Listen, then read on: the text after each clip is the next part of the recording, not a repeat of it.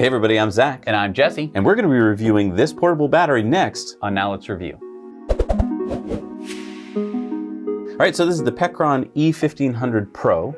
And if you're watching this and you're like, I think I need a battery, let's first talk about what this thing can do, and then we'll talk about some of the use cases for it.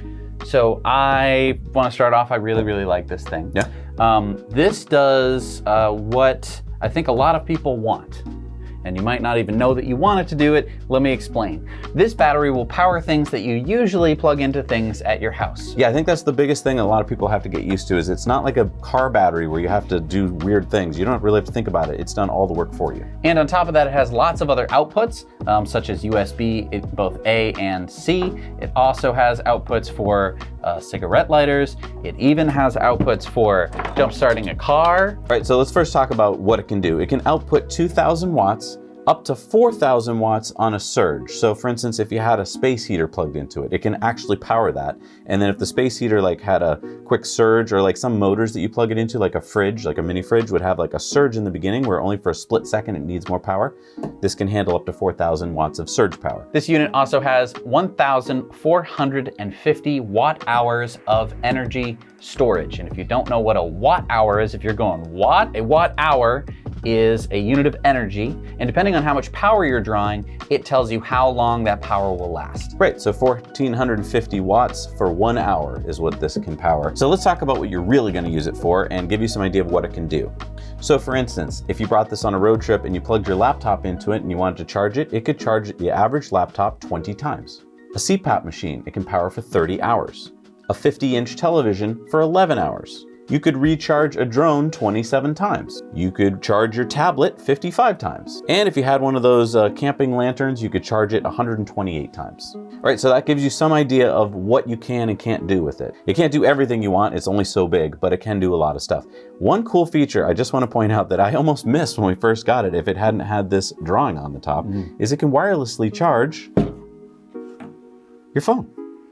Yeah, so if your phone has wireless charging, you have to enable it through some buttons on the front, but it can just wirelessly charge your phone with no cords or cables or anything. Yeah, thanks for pointing out about the buttons though, because when I first got it, I thought, oh, this is all I had to do. You're right, you have to turn it on in the front. So we just talked about what it can power, all the way from refrigerators down to your iPhone, but it also has a variety of inputs as well. Right, so there's 13 versatile ways to output the power, but to recharge it, there are a bunch of ways to do that, and that's really cool. The main way I think most of us are going to charge this is through a typical 110 outlet. And what I really like about this unit is you don't need a wall wart, you just need a cable. Wait, so this is literally taking the AC current from the wall, and you may have seen this plugged into like the back of a computer, or maybe even plugged into one of those wall warts. It's going to go right there. That goes right in there, and so the charger and everything is built into the unit. I really like that because this is ubiquitous. You can find these cables everywhere. There's probably 9 of them in your house right now. And so unlike the wall charger, which is going to be very specific, if you lose that for like your laptop, you're screwed, right? You have to buy another one. This you have anywhere, so you're in good shape. What's really cool is that this can charge from 0 to 80% in 1 hour. And it can go from 0 to 100% in an hour and a half. So it doesn't take long to get this back up and running again after you've used it. And that is really awesome. But that's not the only way you can charge this. You can charge this completely off-grid, away from any of these stupid plugs, ridiculous, get rid of them, we don't need them. You can charge this using solar power. Yeah, in 2 different ways. So on the front are these 2 holes. This one is 100 watts at 12 volts. So if you have like one of those cheaper solar panels that you might, use to charge up like a phone, and it takes like 3 hours to charge your phone, you can plug that in right here. But then there's this nifty port. And what this allows you to do is, this has a bunch of different attachments that they include in a bag, which comes with the Pecron. It allows you to plug into Pecron's solar panels, which you can buy separately, or you can plug into literally any solar panel on Earth. It uses the global standard for solar panels, and you can plug into like a solar panel that you could find on somebody's roof. Right. Really, really awesome. We actually used this once, which means that you can charge this up pretty quickly because this does 48 volts. So we could take two 24 volt solar panels and plug them in series and then start charging this thing. I think we were pulling in around 400 watts. Yeah, so this thing can charge 1100 watts from the wall, and it can also charge 900 watts max from solar, and it can happen at the same time. So if you wanted to charge this super quick and you had both those things, you could pump 2000 watts of power into this and charge it up really fast. Which is really amazing, the versatility of this unit. We've seen lots of other battery packs where you need a separate charger, which of course you could lose, or it's just another thing that you have to pack along with it, and then they don't even charge that quickly. This one, I'm very happy to say, charges nice and fast, but it does come with a slight drawback. What's that? It's pretty loud. Yeah, let me show you some footage here of it charging. So do you hear that when it switches? Kind of annoying sound as it's charging. In addition to the fan noise.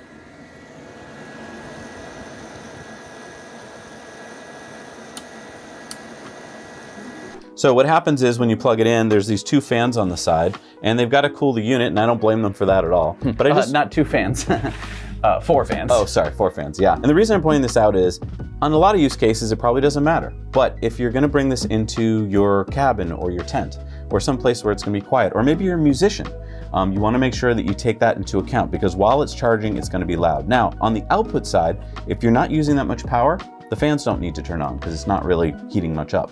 But if you're drawing a lot of power, the fans will turn on. And that's important for certain use cases. So being used as a CPAP machine, or if you're a musician who's recording, you wouldn't want this to turn on. Now, if you're a busker, a musician out on the streets, it probably doesn't matter because you're probably playing out there with taxis and buses and stuff anyway. But if this is your 14th album and you wanted to record it in a Swedish forest somewhere, and that was super important to you that you got the sound quality, it might, depending on how loud you turned up your amp, this might kick on the fans. Yeah, so keep in mind that even though it's a battery, it does have fans and it does make some noise. One of the cool use cases of this is that it's a UPS, an uninterruptible power source. So if it's wintertime, or if you have lots of brownouts where you live and you hate plugging in things that are just gonna go like when the power goes out, you could put this in line first. You could plug in this into the wall, then plug your laptop or your TV into this and not have to worry. And that is a nice feature, especially if you're up in your cabin in the woods and you've got like a noisy generator and it doesn't make very good power.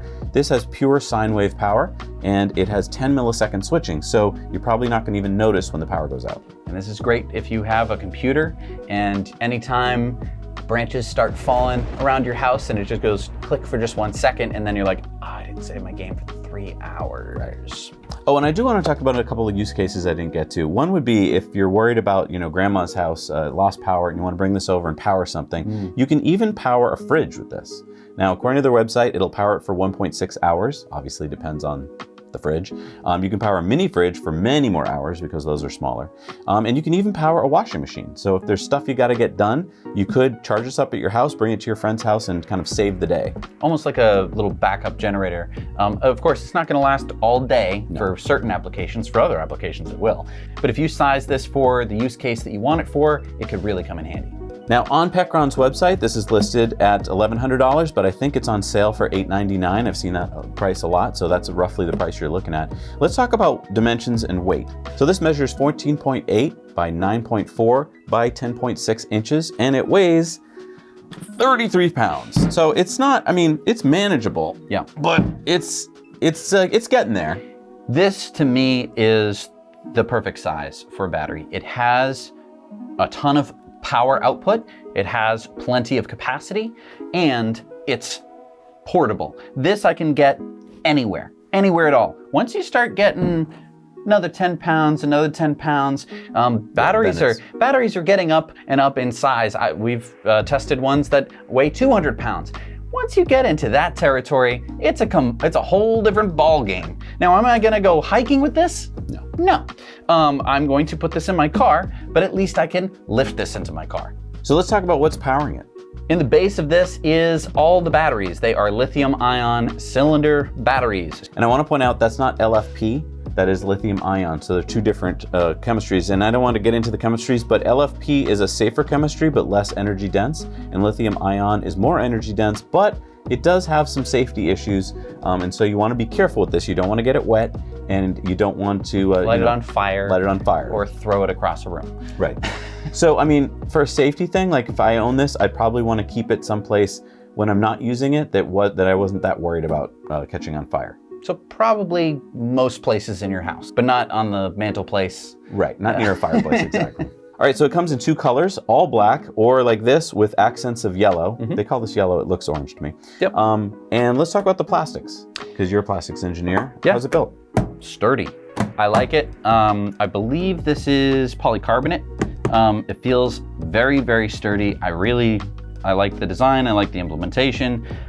It looks good. They matched the color of the plastic with the printing, and the printing on the front as well. So it looks really good. And yeah, there are no chintzy spots. They really did a good job making sure that this is strong. I want to talk about the last use case we might not have mentioned. You can jumpstart a car with this. Yeah, so we were looking the other day at all the outputs, and you can actually output 12 volts, but you can output 12 volts at 30 amps. So that means that if you own an EV, but your friends drive ICE cars and you want to be able to jumpstart them, or if you just want to be able to jumpstart easily, carry this over to your friend's car, plug it in, put that on their battery, and you're good to go. That's a really nice use case, especially if, you're a dad who gets called on to jumpstart people all the time. Right, and of course, this along with the cigarette lighter charger, which we didn't even talk about, is all gonna come in this bag along with the solar inputs and everything like that. So nice to have a nice little handy kit that's going to, accompany this. I will say, color doesn't quite match. It's not perfect, but I don't care. This is such a versatile tool to have in your tool belt. Yeah. So, I mean, it's not cheap. You've got a budget for this, but there's so many use cases. And so if you're thinking about getting one, that's probably why you're watching this video, really do take a look at this chart that we're putting up now, which is showing all the different things you could plug into it, and think about what you're going to use it for and whether this has enough power to do what you need to do. Because you wouldn't want to get to that cabin and try and plug in 9 different things for your whole family, and then it only lasts for half an hour if that's not what you need it for. Right, and you have to be realistic with the solar. I know that this can go up to 800 watts of solar, but you have to have panels that accommodate that. It has to be sunny out, and and the panel kit is not cheap. Here it is with the battery for $2,099. Yeah. I mean, that's amazing, but it's also, a pricey option. Right. So yeah, definitely keep in mind that this is not a magic battery, but it is pretty darn powerful, and I'm very impressed with it. Well, thank you so much for watching. If you're interested in this, we have a link down below. And don't forget to subscribe and like the video, because the more you subscribe, the more cool stuff we can bring to you. Thank you so much for watching, everybody. Now let's review.